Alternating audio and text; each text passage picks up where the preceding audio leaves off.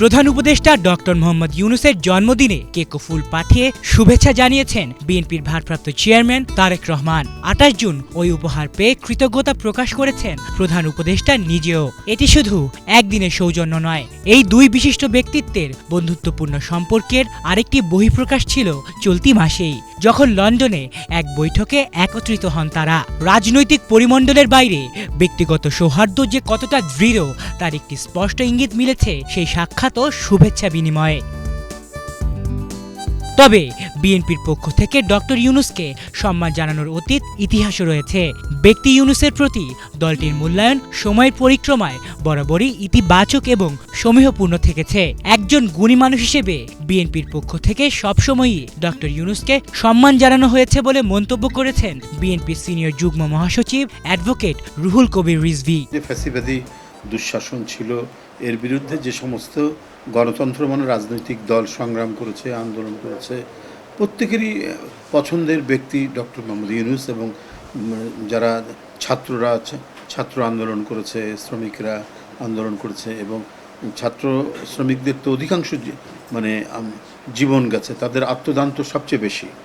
তো সব মহলেরই, গণতন্ত্রকামী মানুষের সব মহলেরই সমর্থন ডক্টর ইউনূসের প্রতি। আর একজন সম্মানিত মানুষ, গুণী মানুষ হিসেবেই বিএনপি যখন সরকারে ছিল, বিএনপি যখন বিরোধী দলের ছিল।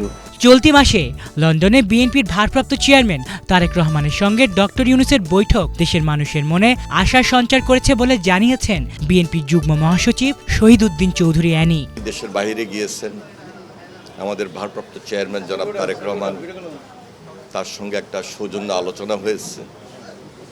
সেখান থেকেই তো আমরা লক্ষ্য করেছি একটা বিশ্বাস, আস্থা এবং সম্মানের জায়গা তৈরি হয়েছে।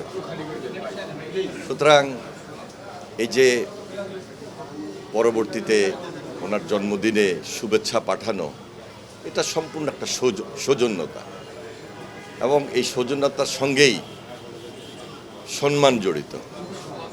দেখুন, দেশনেত্রী বেগম খালেদা জিয়া তিনি প্রফেসর ডক্টর মোহাম্মদ ইউনূসের সঙ্গে সশস্ত্র বাহিনী দিবসে দেখা হয়েছে, সেখানেও তো দেখা সাক্ষাৎ হয়েছিল, একটা সৌজন্যতা।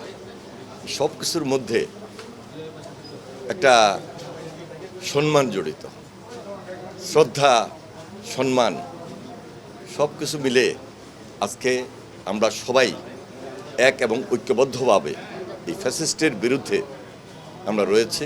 পাশাপাশি তারেক রহমান এবং ডক্টর ইউনূসের এই সুসম্পর্ক দেশকে সামনে এগিয়ে নিতে সাহায্য করবে বলে আশাবাদ ব্যক্ত করেছেন বিএনপির ভারপ্রাপ্ত চেয়ারম্যানের উপদেষ্টা ডক্টর মাহাদি আমিন। ওনাদের মাঝে একটা সৌহার্দ্যপূর্ণ রাজনৈতিক মত বিনিময় হবে, সেটাই তো স্বাভাবিক, সেটাই তো গণ অভ্যুত্থানের অন্যতম প্রত্যাশা ছিল। আপনি যেটা বললেন, শহীদ প্রেসিডেন্ট জিয়াউর রহমান কিংবা দেশনেত্রী বেগম খালেদা জিয়া এবং আমাদের ভারপ্রাপ্ত চেয়ারম্যান জনাব তারেক রহমান প্রত্যেকে অত্যন্ত ইতিবাচক রাজনীতি চর্চা সবসময় করে এসেছেন।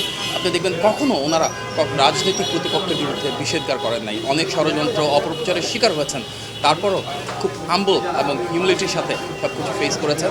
শুধু আমরা একটাই প্রত্যাশা করি, যা সত্য, যা সঠিক, যা ন্যায়সঙ্গত, সেগুলো একসময় প্রস্ফুটিত হবেই। এবং তার কারণে আমরা দেখেছি অজস্র মিথ্যা মামলার পরও আজকে বাংলাদেশের সকল মানুষ বরণ করে নিতে যাচ্ছে এই যে গণ অভ্যুত্থানে যার নেতৃত্বে সবচেয়ে বেশি গুম, খুন, হামলা মামলা পেরিয়ে বিএনপি আজকে বাংলাদেশে গণতান্ত্রিক পথযাত্রায় ফ্যাসিবাদের পতনের পরে গণমানুষের ভোটের অধিকার প্রতিষ্ঠা করতে যাচ্ছে। সেই জনাব তারেক রহমানকে বরণ করে নেওয়ার জন্য বাংলাদেশের ইতিহাসের সবচেয়ে বড় গণজমায়েতের জন্য গণতন্ত্রকামী প্রতিটি ব্যক্তি, প্রতিষ্ঠান এবং রাজনৈতিক দল আজ প্রস্তুত রয়েছে। লন্ডনে বিএনপির বর্তমান ভারপ্রাপ্ত চেয়ারম্যান তারেক রহমান এবং ডক্টর মোহাম্মদ ইউনূসের মধ্যকার বৈঠকটির কারণে দেশে বইতে শুরু করেছে রাজনৈতিক সুবাতাস।